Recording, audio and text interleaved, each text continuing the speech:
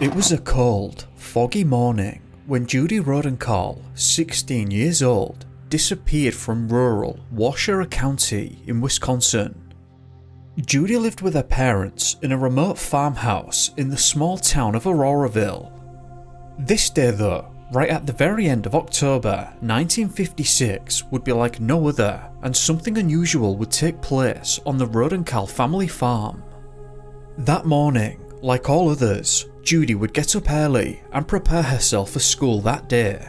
But for some reason, she would never make it to the school bus, nor school.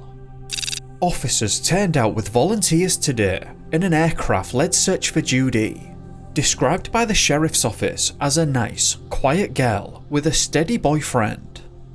The boyfriend, who was not identified, helped spare the search Tuesday night when he arrived at the farmhouse.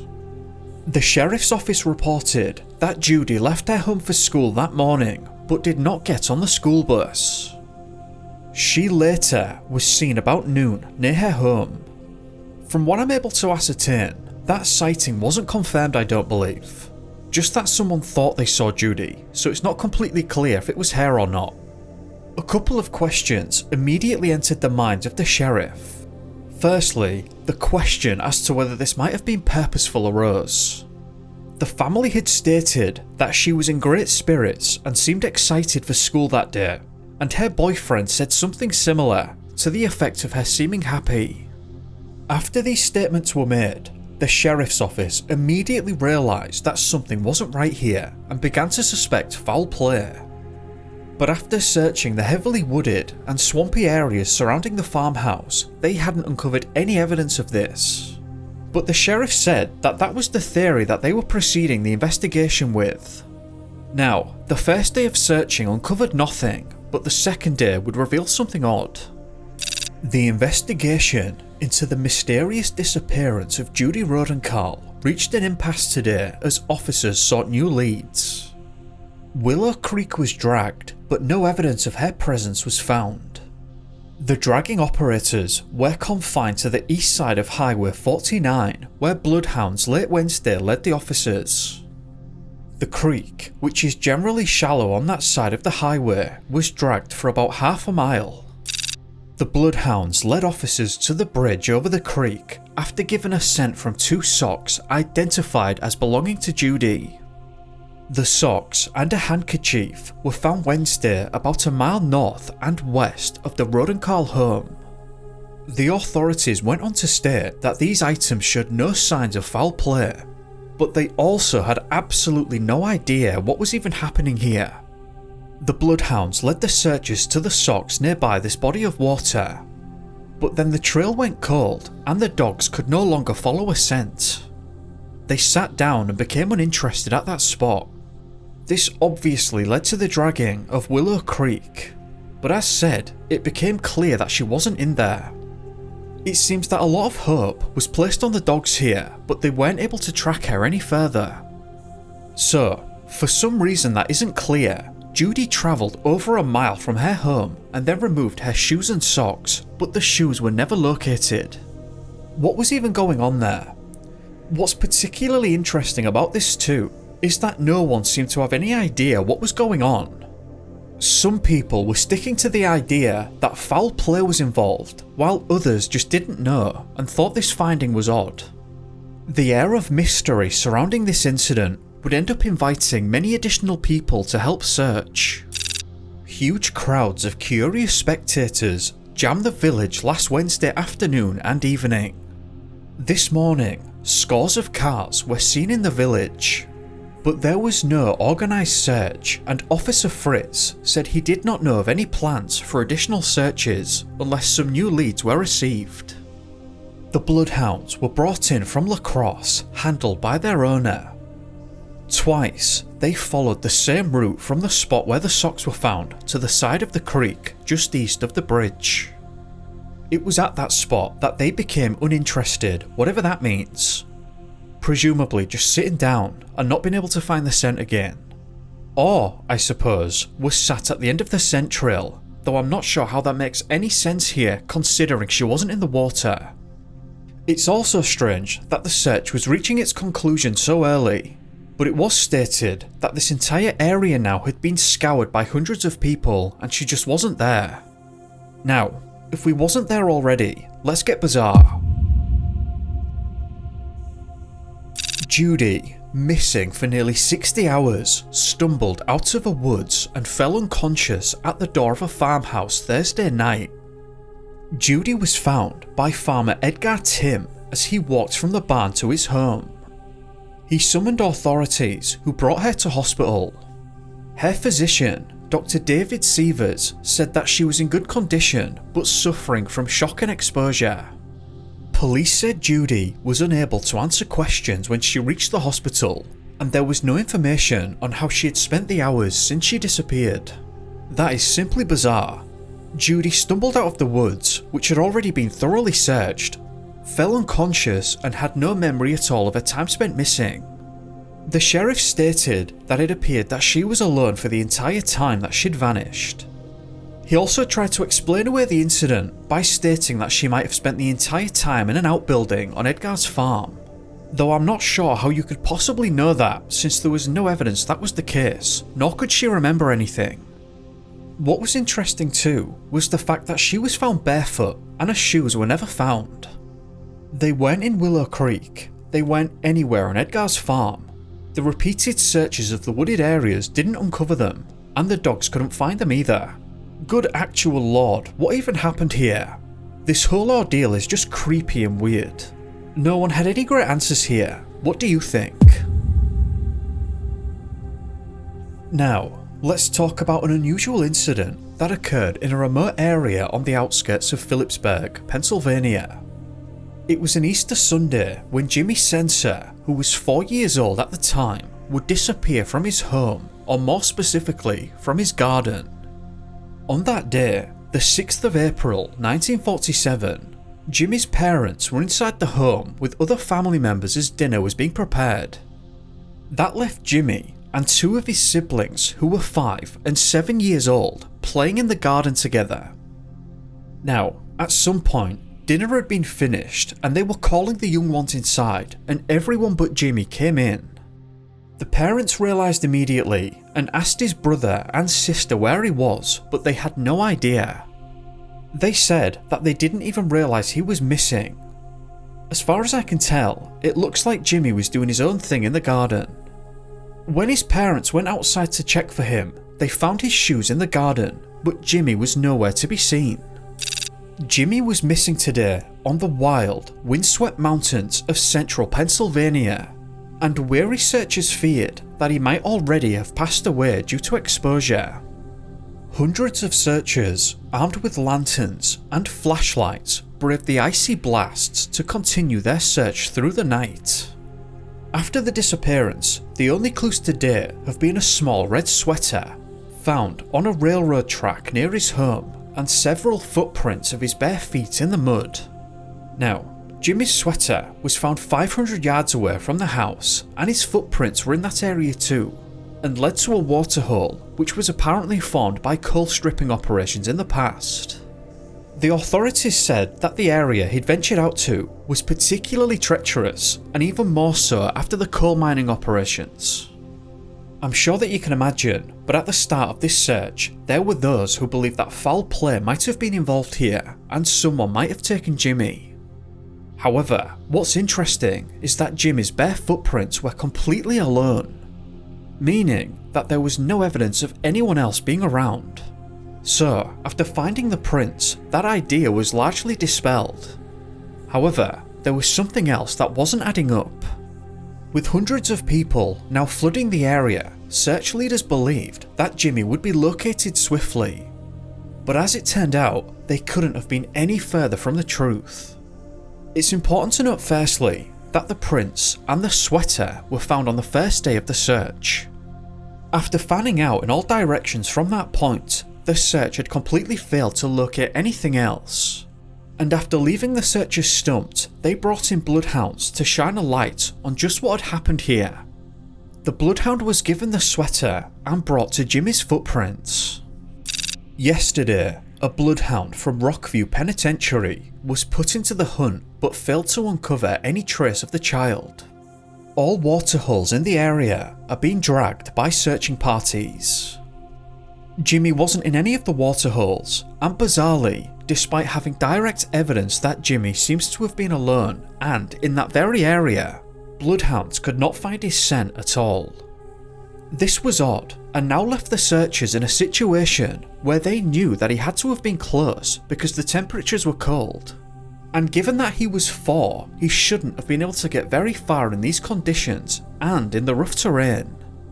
The search for Jimmy practically started immediately after the disappearance too, with his parents and family searching, followed by people flooding the area after it had been reported. Here are a couple of quotes from an article published 3 days after the disappearance and just highlights how odd this whole ordeal was. One of the largest manhunts ever organised in this area continued relentlessly today as searchers refused to give up hopes of finding Jimmy. Red-eyed, weary searchers stumbled out of the mountain section in the dawn after an all-night search for the 2nd consecutive night, and were rapidly replaced by scores of fresh volunteers.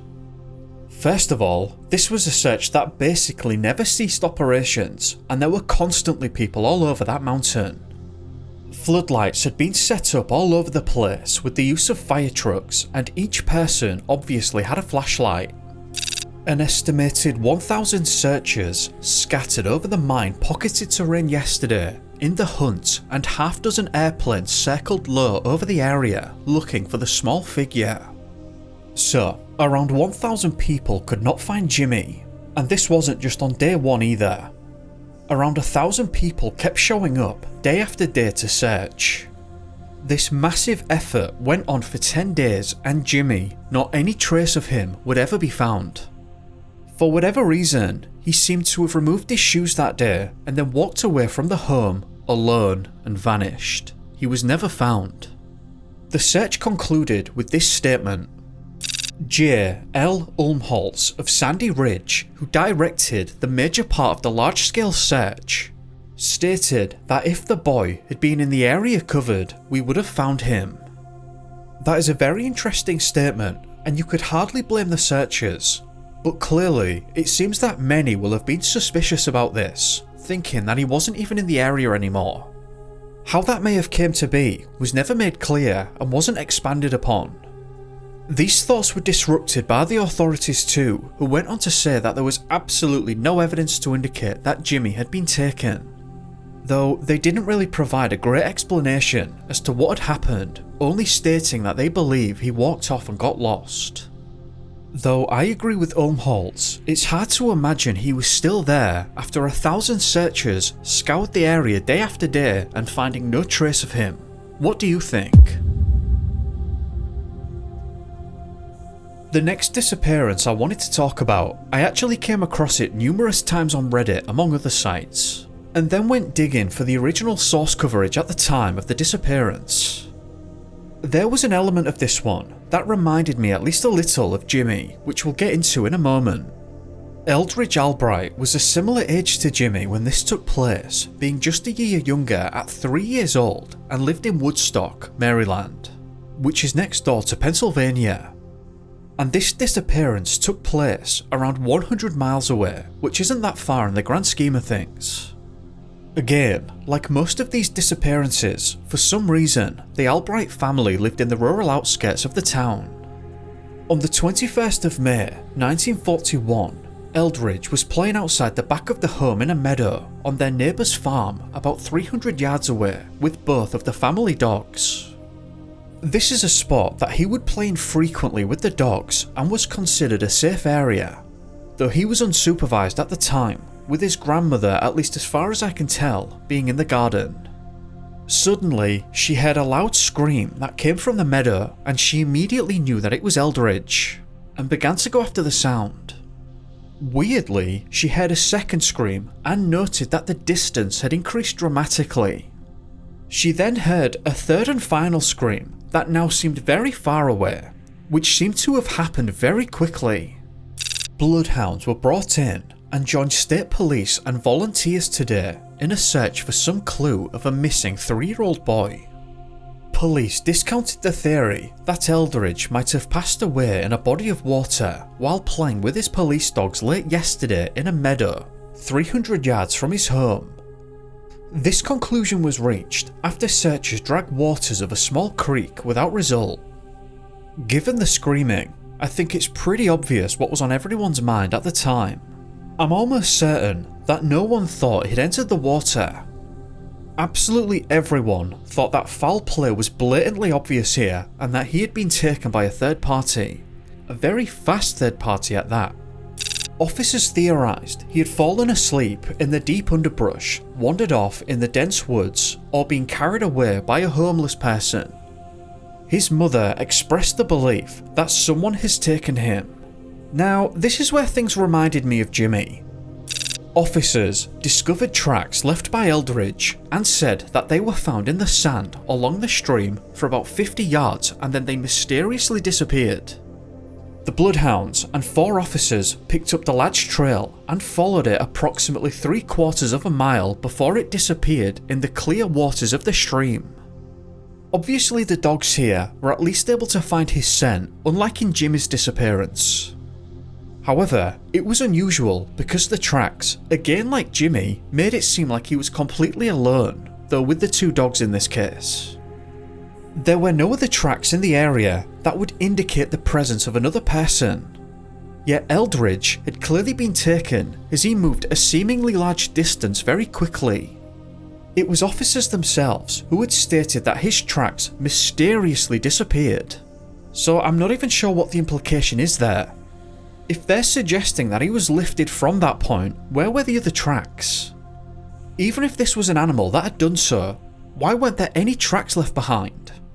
The father, refusing rest or food, led a party of searchers through the night and into today. The depth of the stream where trace of the boy was lost ranges from 2 inches to 2 feet. Authorities were further mystified when one of the lad's 2 police dogs, named Spooky, returned home about midnight. Spooky is certainly fitting here, and there was no trace of the other dog who had disappeared with Eldridge. Now, thankfully, he was actually found here, but his discovery baffled everyone and no one seemed to have any real idea of what happened. Eldridge, sought by hundreds of persons since his disappearance Wednesday, was found Thursday sleeping in a woods about 4 miles from his farm home. Chief Leo Trobot of the Sykesville Fire Department and a group of firemen found him lying in a clearing between 2 rocks. They said he was unharmed except for a few scratches.